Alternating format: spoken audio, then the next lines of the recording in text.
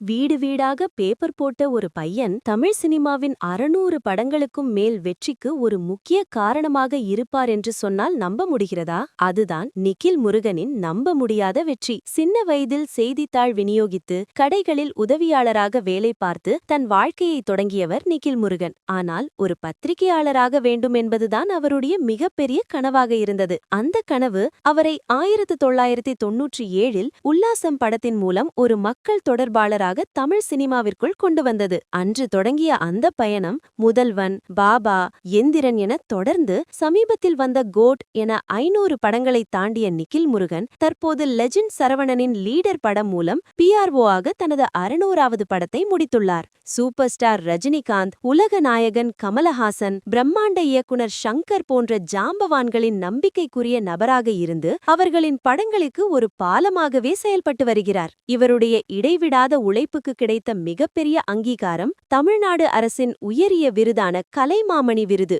ஒரு PRO ஆக மட்டும் தன்னை நிறுத்திக் கொள்ளாமல் பவுடர் படத்தின் மூலம் ஒரு நடிகராகவும் புதிய அவதாரம் எடுத்துள்ளார் நிகில். கடின உழைப்பால் எதையும் சாதிக்க முடியும் என்பதற்கு நிகில் முருகனின் வாழ்க்கை ஒரு சிறந்த உதாரணம். இந்த வீடியோ பிடித்திருந்தால் ஒரு லைக் பண்ணுங்க. மறக்காம எங்கள் சேனலுக்கு சப்ஸ்கிரைப் செய்யுங்கள்.